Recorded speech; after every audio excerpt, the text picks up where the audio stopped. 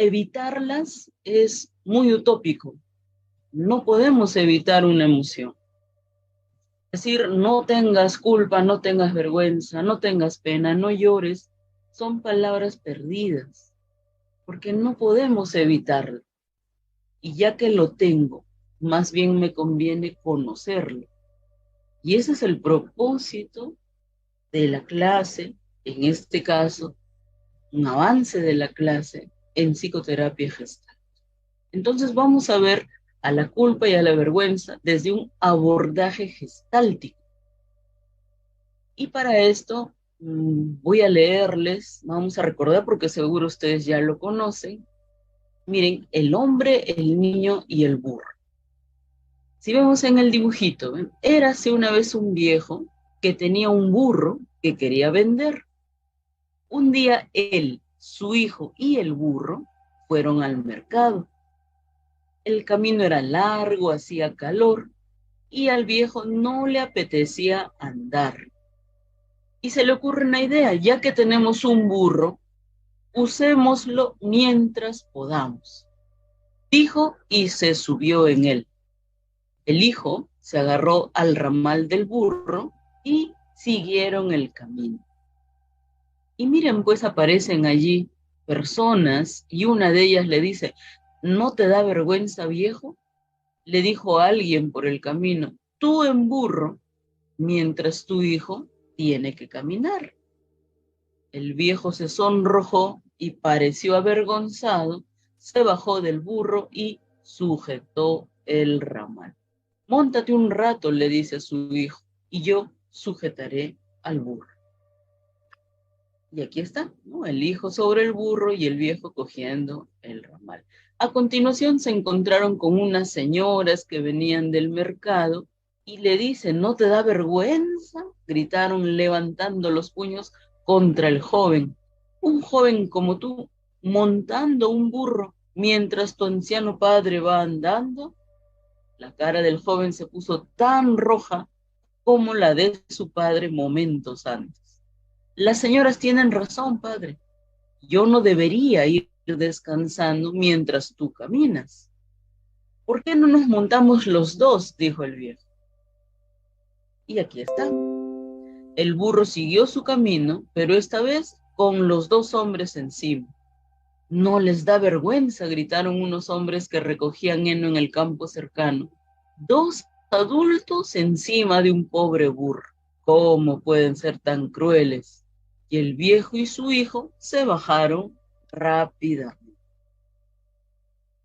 Ya sé lo que podemos hacer, dijo el joven por fin. En lugar de ser el burro el que nos lleve, nosotros llevaremos al burro, ¿no? Y aquí lo están cargando y el burro está sorprendido. Los hombres fueron recibidos con grandes carcajadas de burla mientras se esforzaban en llegar al mercado llevando al burro sobre los hombros. Fíjate, dicen, ¿no? Dos hombres llevando un burro cuando el burro está hecho para llevarlos a ellos, gritaba la gente a coro. Por intentar dar gusto a todos, dijo el padre, no hemos agradado a nadie. En el futuro, seremos nosotros los primeros en agradar. ¿No? Y el burro sorprendido, porque esta experiencia que es necesaria para estas dos personas, el padre y el hijo, generó emociones y también un aprendizaje. Y tal vez ellos podrían centrarse en la vergüenza que les dio a escuchar esos comentarios, en la culpa que sintieron mientras uno caminaba y el otro estaba sentado, o nuevamente en la vergüenza que tuvieron cuando cargaron al burro. En fin, podrían centrarse en eso o centrarse en qué aprendiste de esta experiencia. En el futuro seremos nosotros los primeros en agradarnos. Entonces, esta experiencia te permite darte cuenta de esto. Así que podemos centrarnos en la culpa, en la vergüenza o en lo aprendido. Y en eso consiste nuestra práctica terapéutica. Y si eso se hace una costumbre, va a ser más fácil para nuestro consultante abordar estas experiencias que podrían haberse centrado antes en su culpa o en su vergüenza. Y entonces veamos la culpa, ¿no? Está el burrito que se ríe porque aprendió, igual que el viejo, igual que el joven. Pregunto, ¿qué hubiéramos hecho en el lugar de los protagonistas de la historia? ¿Qué hubiera hecho yo en el lugar del padre o en el lugar del hijo? No pregunto en el lugar del burrito, ¿no? Solo del padre y del hijo. ¿Qué hubiera hecho yo? ¿Qué hubiera hecho al principio, con los primeros comentarios, en la segunda o en la tercera oportunidad? ¿Qué hubiera hecho yo? ¿Nos habríamos sentido culpables? Cada uno puede cuestionarse su propia conciencia. Y luego preguntaríamos, ¿de qué te das cuenta? ¿De qué te das cuenta? ¿Quién no ha sentido la fuerza y el poder del sentimiento de culpa en alguna ocasión? Tengo la certeza de que todos hemos sentido la fuerza y el poder del sentimiento de culpa en alguna ocasión. Ese sentimiento agrio, ese sentimiento punzante que nos produce una intensa sensación de malestar, pero que también es un arma de doble filo, porque en ocasiones es beneficioso y en otras es perjudicial. ¿Dónde me centro yo? Y si me concentro en una consecuencia, ya sea la parte beneficiosa o perjudicial, no voy a poder ver el otro aspecto. Entonces, en psicoterapia gestal tenemos esa visión holística, ese explorar para comprender, no para determinar esto es bueno o malo, sino explorar para comprender qué fenómeno está aconteciendo en este momento, cómo lo vivencio yo, dónde lo vivencio yo. Vamos. Entonces, este sentimiento agrio y punzante tiene dos caras. En ocasiones es beneficioso y en otras es perjudicial. El lado positivo de la culpa es que nos ayuda a gobernar nuestros impulsos. Se puede describir como un barómetro que controla nuestras conductas que podrían ser dañinas hacia otras personas o hacia nosotros mismos. Esto que hice me generó esa sensación agria y punzante, desagradable. En una siguiente oportunidad no lo haré de esta manera, porque no fue agradable sentir. Sin embargo, podría cometer de pronto en otra experiencia algo que genere esa sensación agria y punzante. Claro que sí, la idea no es evitarlo, pero ¿qué aprendo de aquello? ¿No? Entonces, este lado positivo nos ayuda a gobernar nuestros impulsos. Tenemos a nuestros niños, adolescentes y algunos adultos que piensan realizar algo y van de frente al acto, ¿no? El acting out.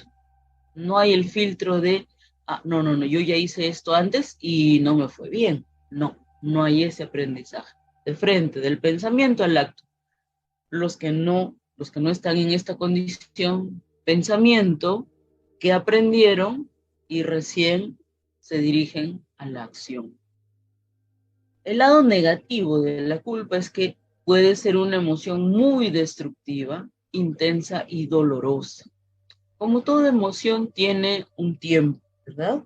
Y sabemos que las emociones no duran días, meses ni años, son breves y son agradables o desagradables según cómo sintamos o aprendamos a verlo. Este lado negativo puede ser una emoción muy destructiva, intensa y dolorosa si es que este sentimiento agrio y punzante se cronifica. Entonces, con un poder que llega a hacer sucumbir a una persona en la más profunda sensación de infelicidad y angustia, o con una fuerza abrumadora que consigue menoscabar la autoestima y anular el propio criterio. Suelen venir niños a mi consulta, a los que recién iniciamos el diagnóstico de TDAH, y algo que es frecuente en ellos es el sentimiento de culpa. Sí, la mamá, la profesora, el papá, los hermanos, los compañeros, es como si no aprendiera del error. Efectivamente, eso es lo que ocurre, no aprende del error, pero no deja de sentir vergüenza y no deja de sentir culpa. ¿Mm? Los psicoterapeutas que trabajan con niños en esta condición hacen un trabajo pormenorizado, muy detallado y de hormiga, pero no solamente le corresponde al psicoterapeuta y al paciente, también a la familia y también a la escuela. Esa es la visión de la salud mental ahora, el trabajo en comunidad. Y nuestra psicoterapia Gestalt nos muestra de manera integral cómo podemos hacer este abordaje. Entonces, la capacidad de sentir culpa es fundamentalmente humana y empieza a desarrollarse durante la infancia. No, pero mi perrito también tiene culpa, me dice una vez una niña. Ah, mira, por ejemplo, a ver, el perrito se orina en una esquinita de tu sala y tú le dices que no lo haga, qué vergüenza, que eso no se hace, que huele mal. Al día siguiente vuelve a orinarse en la esquinita de tu sala. Y le vuelves a decir, o le asustas a lo mejor con una hoja de periódico, hasta que en algún momento, de repente por miedo, deja de hacerlo, pero no tiene culpa. La capacidad de sentir culpa es fundamentalmente humana y empieza a desarrollarse durante la infancia. La culpa es como el guardián de la conducta y es una emoción universal e innata del ser humano, como todas las emociones, y forma parte del aprendizaje y el desarrollo personal. Estaba preparándome para postular en la universidad y no ingresé. Me dio pena, sí, pero de pronto vi a mi mamá llorar. Tuve culpa, porque ella llora porque se había ilusionado, tenía expectativas con mi ingreso, y está triste y está llorando. Ah, no, no, ahora sí me preparo en serio. Me preparo en serio, no. Ahora mi mamá va a llorar, pero de alegría. Miren esa culpa que en ese momento se convierte en la motivación de este adolescente que piensa postular a una carrera en la universidad. Y entonces empieza a amanecerse, sus notas van mejorando. La mamá le dice, hijo, descansa. No, mamá, voy a ingresar. Hace como un pequeño cuadro obsesivo ahí, necesita ingresar hasta que lo consigue. Y después de ese año de prepararse, dice, he aprendido a tener disciplina de estudio. Ya no me amanezco, pero sí tengo mi horario de estudio y mi horario de descanso. Me sirvió no haber ingresado la primera. Y también me sirvió haber visto a mi mamá llorar y me sirvió haber sentido culpa cuando la vi llorar.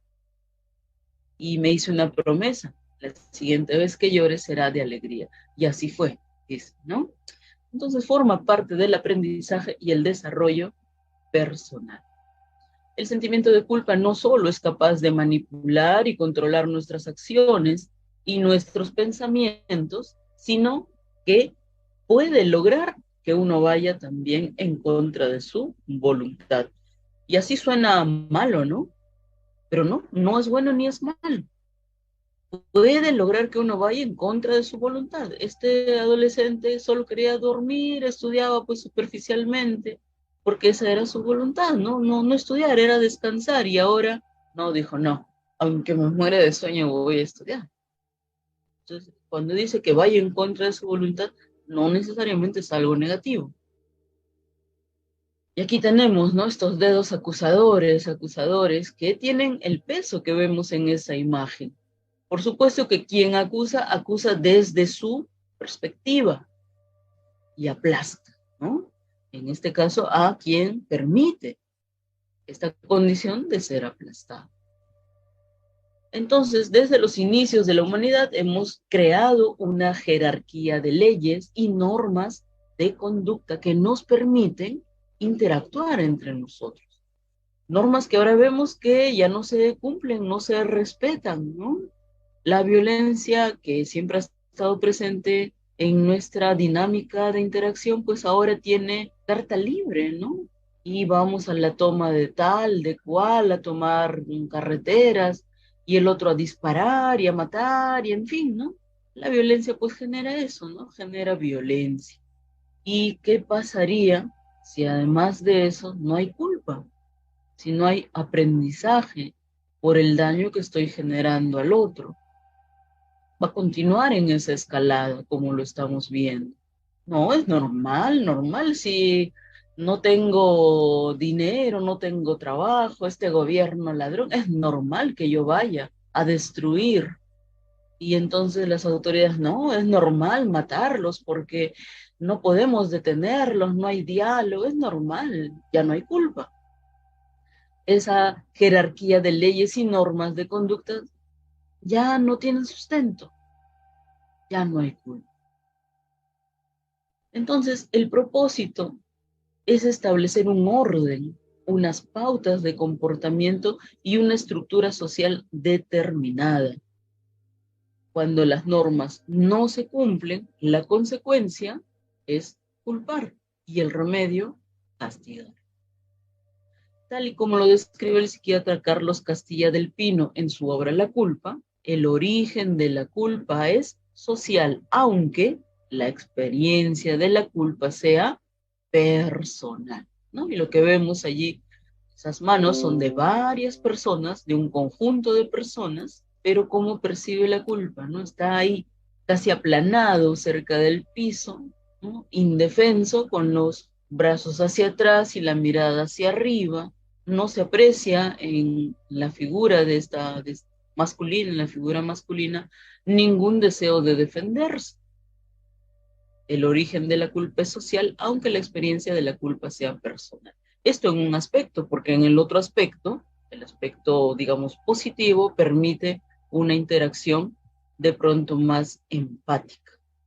¿En qué momentos solemos sentirnos culpables? Hay muchos momentos. Aquí he resumido algunos. El sentimiento de culpa está influido por factores sociales, culturales, religiosos, familiares y personales, y puede surgir por numerosas razones. Por ejemplo, cuando hacemos daño a otra persona, cuando sentimos vergüenza o estamos avergonzados por algo que hemos dicho o hecho.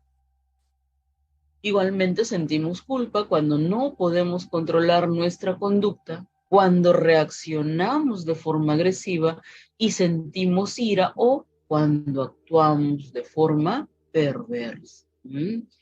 Y está la culpa, ¿no? La culpa ahí que pesa, que aplasta, que no deja avanzar, cuando se convierte en una culpa disfuncional. Pero ¿qué pasa cuando la culpa es funcional?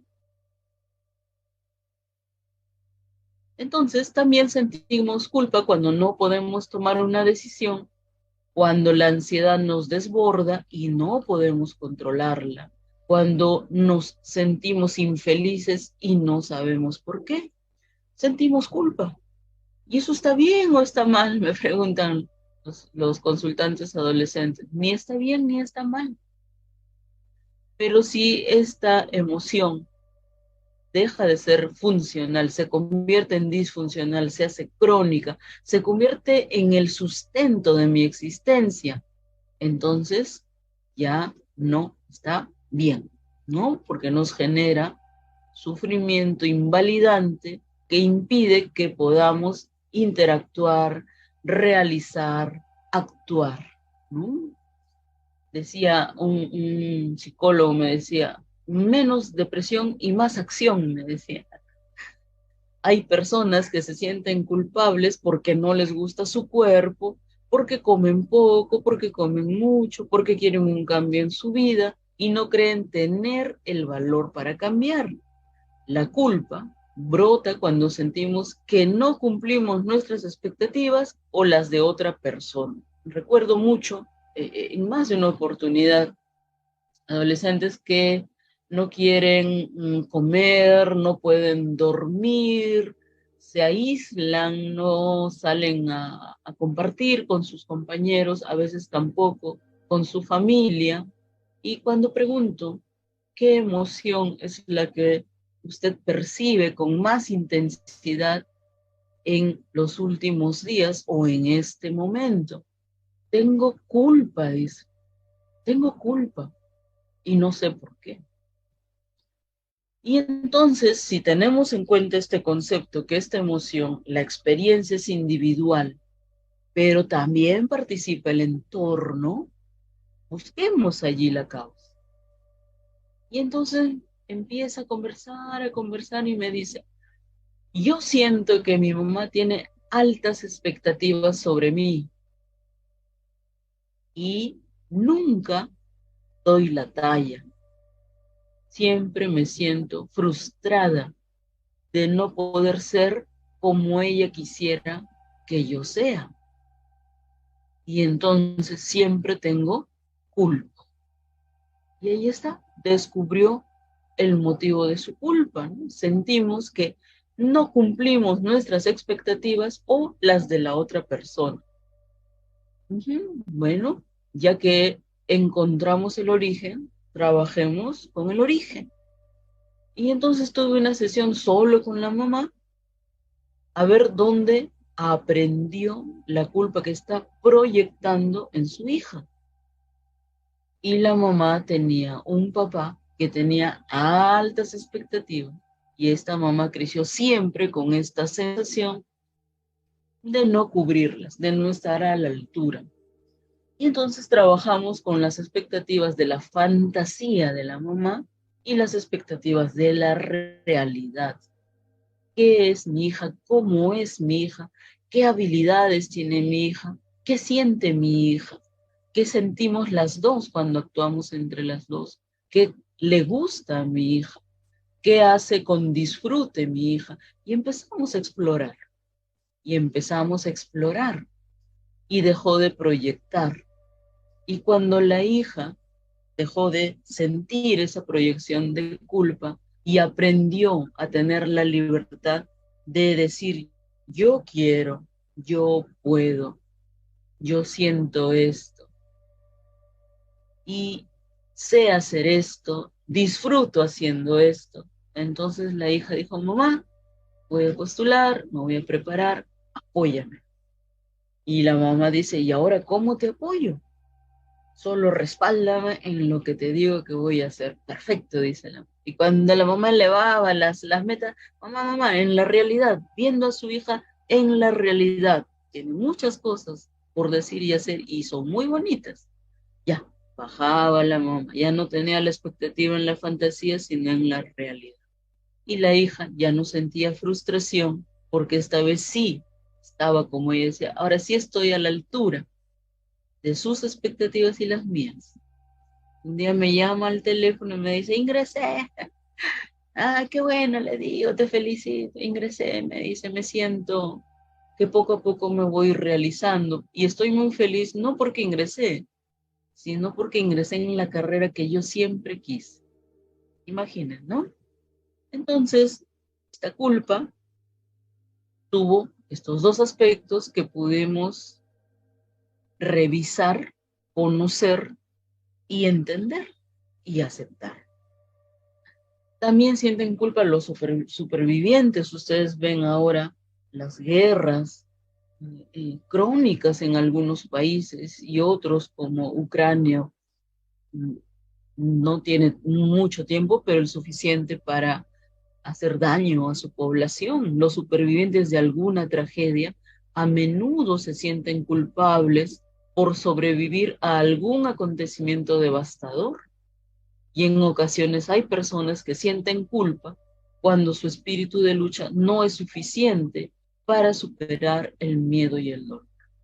Entonces, y así vamos conociendo durante nuestra formación todas las posibles causas de la culpa. Lo tenemos como un mapa, un esquema mental a la hora que viene nuestro consultante para poder explorar. Recuerden además que hay personas que viven permanentemente en un mar de culpa como forma de vida. Por ejemplo, ¿no? ¿Para qué esta persona busca sentir culpa? Y en algún momento, si nuestro consultante dice, sí, busco sentir culpa porque la culpa alimenta mi tristeza y siempre estoy buscando estar triste. Eso justifica las cosas que me pasan, el abandono, el que nadie quiere estar a mi lado. Así lo justifico. Entonces ya no digo, no, no es que nadie me quiere, no, sino que como estoy triste porque tengo culpa por esto, entonces nadie soporta esa tristeza. Pero no, yo soy quien está buscando estar triste y encuentro que la culpa alimenta mi tristeza. Eso es lo que me está pasando, dice, ¿no? ¿Qué? Le digo, ¿cómo que ya? Claro, le digo, ¿ha visto? Mire de lo que usted ha sido capaz de darse cuenta. Sí, claro que sí. Y ahora que se da cuenta de esto, ¿qué piensa hacer? Y seguimos, ¿no? Y seguimos explorando. Entonces, hay personas que viven permanentemente en un mar de culpa como forma de vida. Y hay que tenerlo en cuenta, en consideración, no para decirle eso al usuario, sino para ayudarle a que se dé cuenta. Cuando se da cuenta, ¿no? De repente nosotros hacemos algunas preguntas. Cuando se da cuenta es cuando empieza su verdadero cambio. Entonces, la culpa, los que crecieron en un entorno donde la culpa prevalecía por encima de todo y aprendieron que el bienestar de los demás es más importante que el de uno mismo, sienten un profundo sentimiento de culpa en el momento en que se ven felices y agraciados. Ay, no, yo cada vez que iba de viaje o comía algo rico siempre pensaba que mi mamá y mis hermanos no estaban comiendo como yo y no disfrutaba lo que comían, ¿no? En estos casos, la culpa es como una red que la atrapa y las priva de todo sentimiento de felicidad, ¿no? No hay disfrute en lo que hace.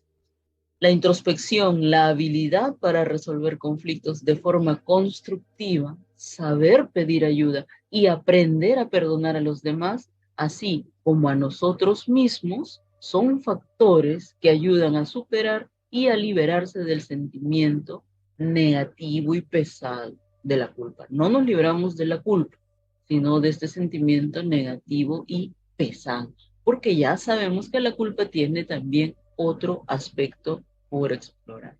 Muy bien, y así como la culpa, también conocemos la vergüenza. ¿Mm? La palabra vergüenza tiene diferentes connotaciones. El mismo término nombra un sentimiento necesario, funcional y socialmente valioso, y también un sentimiento perturbador, disfuncional, que, igual que la culpa, requiere ser comprendido y transformado. Ya que no voy a evitar sentir vergüenza, mejor conozco ambos aspectos de la misma, para no quedarme en mi vergüenza disfuncional, ¿no? Para esto veamos un caso, el caso de Verónica. Ella tenía 5 años y volvía en el autobús de la escuela, dice, ¿no? Volvía en el autobús de la escuela a mi casa. Estaba sentada en el asiento de atrás con mis compañeros del cole cuando ellos señalaron el chorrito que caía del asiento al suelo y yo les dije que ya estaba mojado de antes. Cuando llegamos a mi casa, mi mamá me alzó y sorprendida dijo, cariño, ¿te has hecho pipí? Y yo me escondí entre sus brazos como si así pudiera volverme invisible, desaparecer, no estar ahí, mientras oía que la maestra decía, de modo que era ella quien se había hecho pipí, y decía que el asiento estaba mojado. Y los chicos riendo y cantando decían, Verónica se ha hecho pipí, Verónica se ha hecho pipí, la mejor del curso se ha hecho pipí. Y ahí está la pobre Verónica avergonzada, ¿no? Con todos los dedos señalando. Estos instantes, dice Verónica, para mí fueron siglos.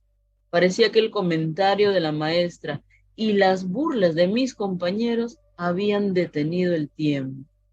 Ya en casa todavía me acompañaban y no podía dejar de oírlo. Sentía vergüenza, humillación, me sentía descubierta y en falta. Creía que de ahí en adelante mi vida ya no sería la misma. Sería señalada por todos por ser la mejor alumna del curso y haberme orinado encima. Dos situaciones para mí absolutamente opuestas y excluyentes, o la una o la otra. Y si se juntaban en una sola persona, o sea, yo, lo único que se podía esperar era la exclusión y el oprobio. Enfrentar nuevamente a la maestra y mis compañeros me parecía imposible. Recuerdo que por varios días no quise volver a la escuela. Analicemos este caso. Entonces, existe una performance en el sentido de la habilidad con que se lleva a cabo una acción o una tarea. Existe una imagen valorada que la persona siente que el grupo ya tiene acerca de ella o bien aspira a producir. Y se produce un fallo en la acción que de forma imprevista muestra públicamente un aspecto menos desarrollado, más torpe, muy alejado de esa imagen de mejor alumno.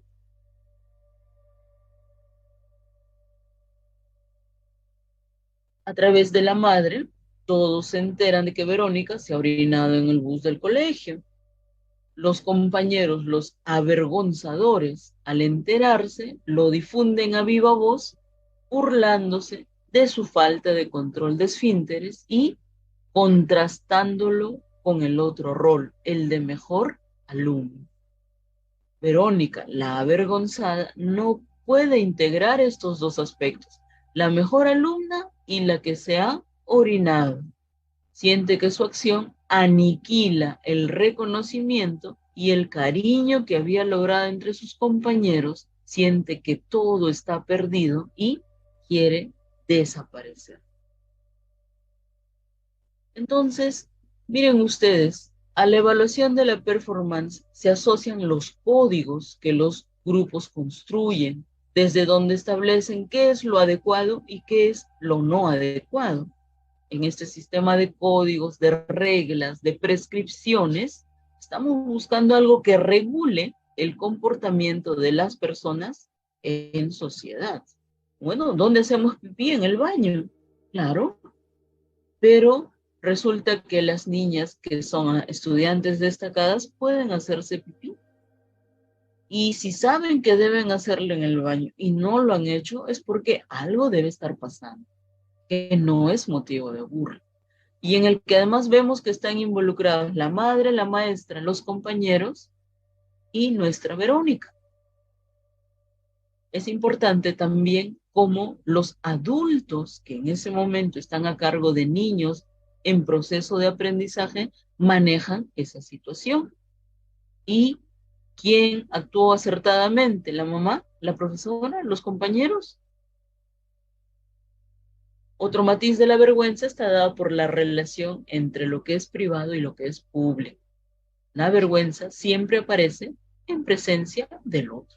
Seguro que si Verónica llegaba con las justas al baño y se orinaba y mojaba su ropita interior, no hubiera tenido vergüenza. Pero ocurrió en un lugar donde otros le vieron y entonces tuvo vergüenza. Y ahí está Verónica, ¿no? Cruzando sus piernitas. Entonces, ¿cómo me protejo de la vergüenza disfuncional, de la vergüenza tóxica? Podría huir, podría buscar hacer las cosas perfectas, ¿no? O sea, si lo hago bien o no lo hago. Podría actuar con altivez y soberbia. Ya pues, ¿acaso tú nunca te has hecho la picha? En el carro no, sí, ¿cuántas veces? ¿No? Podría actuar con una conducta provocativa, ya pues me dio la gana de hacerlo acá, ¿no? O con ira y agresión, ¿qué te importa? Y ¡pum! Golpea, la pobre Verónica golpea a sus compañeros. Bueno, esas formas de responder son formas que actúan como ajustes creativos frente a este momento que le está provocando vergüenza. No podemos decir que es malo o es bueno, son formas de respuesta, pero ¿son funcionales o no son funcionales? ¿Van a generar consecuencias negativas o no van a generar consecuencias negativas? Lo trabajamos así con nuestro consultante para que no tenga vergüenza de la vergüenza, ¿no? Vergüenza de su respuesta frente a la vergüenza. Y vamos trabajando estas respuestas que ha tenido, si le conviene realizarlas, volverlas a realizar, qué consecuencia le trajo, qué aprendió, de qué se dio cuenta. Y entonces, esta postura avergonzador, los compañeros, la mamá, la maestra y el avergonzado, Verónica, resulta que ambas están también dentro de nosotros. Nuestros pensamientos, nuestros introyectos actuarían como el avergonzador y nosotros como el avergonzado. La vergüenza, como el resto de las emociones, está constituida por un vínculo entre estos dos polos, un vínculo entre el avergonzador y el avergonzado, y ambos polos están en nosotros también. Lo que se hace más evidente es el avergonzado, el que siente vergüenza, pero es importante reconocer que ese polo está producido por el otro polo, el polo opuesto, el avergonzador. Este avergonzador es el que hace sentir vergüenza y hace sentir vergüenza en la medida en que se burla, se humilla y descalifica. Qué tonta, Verónica, ¿cómo te hiciste pipí delante de tus compañeros? ¿Cómo no esperaste, no aguantaste un poco más, Verónica? Qué vergüenza, ¿no? Imagínense, y es la propia Verónica quien se habla así a sí misma. Sin avergonzador no hay avergonzado.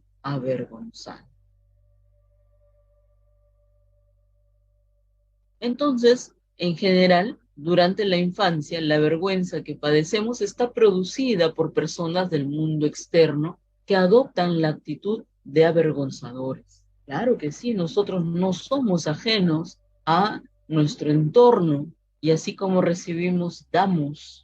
Y así como nos modificamos, nosotros también podemos modificar el entorno. Es una interacción continua de ida y de venida. Entonces, durante la infancia, la vergüenza durante la infancia, la vergüenza que padecemos, estamos hablando de tiempo, intensidad, de frecuencia, está producida por personas del mundo externo que adoptan la actitud de avergonzadores. Yo recuerdo mucho, una vez estaba repasando la biografía de Marilyn Monroe y ella decía que cuando era niñita, siempre tenía vestidos rotos y viejos. Y ella veía que sus compañeritas pues tenían vestidos nuevos. Y ellas se burlaban de ella, ¿no? Tu vestido está roto, está viejo, no tienes mamá que te compre, no tienes papá. Y un día ella quería ir a la playa y no tenía que ponerse. Entonces se le ocurrió sacarse la ropa y no estar con ese vestido viejo para que nadie se burle de ella. Y en lo que corre desnuda en la playa, es atendida por las personas quienes llama su atención y le dicen, Marilyn, ¿por qué estás así? No, Norma, como la llamaban en su niñez, estás desnuda. Y ella se da cuenta que en esa condición ya no tenía ropa vieja que sea criticada y que además era observada. Se sintió tan bonito que me observen, dice, por fin era el centro de atención de alguien. Y entonces cuando ella es mayor y hace sus desnudos, ella disfrutaba mucho, porque en ese momento no tenía vergüenza. No había ropa rota ni vieja que la acompañe y era el centro de atención de muchas miradas. Pero en la medida en que el niño crece, se internaliza ese rol y comienza a instalarse el avergonzador interno. Inicialmente era externo y luego se puede convertir en un avergonzador interno. Ya existe una voz interior que imagina y da por cierta cuál será la reacción del entorno ante un eventual fallo, ¿no?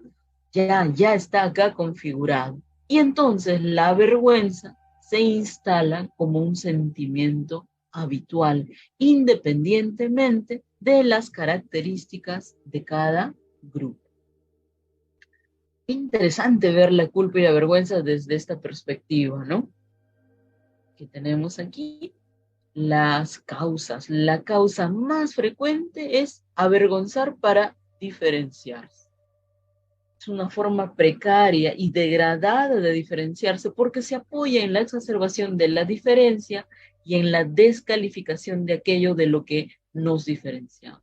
Hay damas que vienen a la consulta y dicen, ay, no, mi pareja, no dicen mi esposo, mi conviviente, siempre me dice, no, deja, yo lo voy a hacer. Yo me siento tonta, dice, no, como si no lo pudiera hacer. Y un día intenté hacerlo y en verdad no pude. ¿Y por qué cree usted que no pudo? Bueno, como nunca lo hago, no tengo práctica, ¿no? Y ¿cuándo piensa que lo podría hacer mejor? Bueno, supongo que si lo hago varias veces. ¿Y quién le impide hacerlo? Mi esposo, su esposo, no, mi pareja. ¿Su pareja le impide hacerlo? Bueno, en realidad yo porque lo permito. ¿Y para qué será que él le impide hacerlo? ¿Será para que yo no lo pueda hacer bien y él siga diciendo que no lo hago bien? Entramos en ese círculo vicioso, ¿no?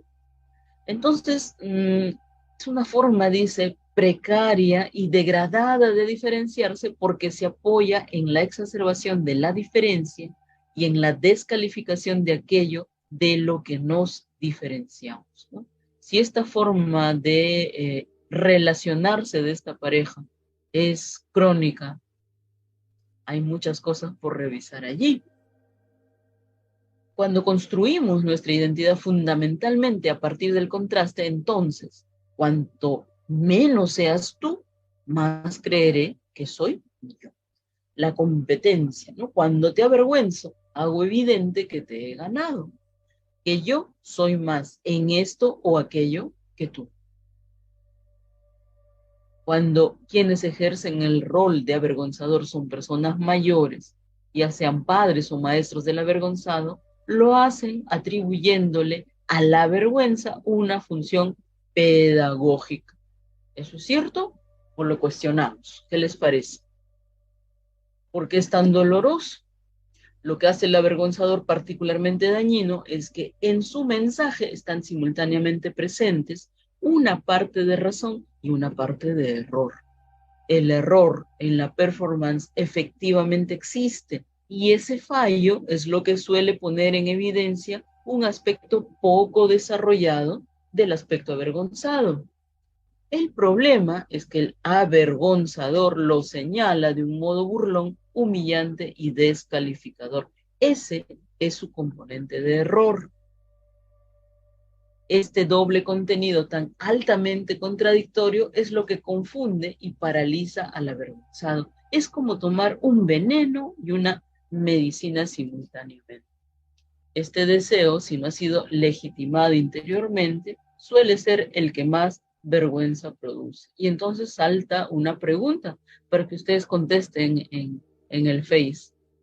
Díganme ustedes, ¿quién es la única persona que nunca se equivoca? Y ojo, estoy preguntando persona, pues si me ponen Dios no sería una respuesta. ¿Quién es la única persona que nunca se equivoca? ¿De acuerdo? A ver, me van a responder en el Face. Entonces, la identificación y la desidentificación es lo que trabajamos en terapia. Si bien es razonable que me identifique con aquel aspecto de mí que está actuando en un momento dado, es importante considerar cuánto dura dicha identificación, tomar distancia e iniciar luego el movimiento de desidentificación, no cronificar. Me ha ocurrido eso, pero yo no soy eso.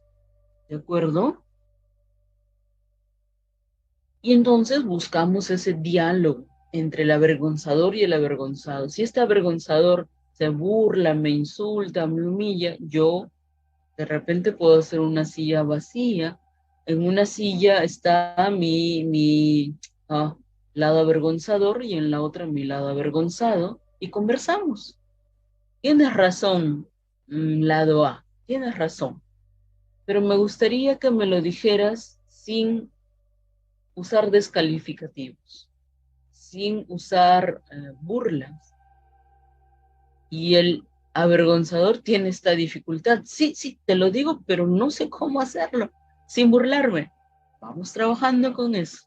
¿M? Y vamos logrando un diálogo entre mi aspecto avergonzador y mi aspecto avergonzado. Un diálogo que permita que ambos se comprendan y ambos se traten con respeto y a partir de ese momento ambos se cuiden.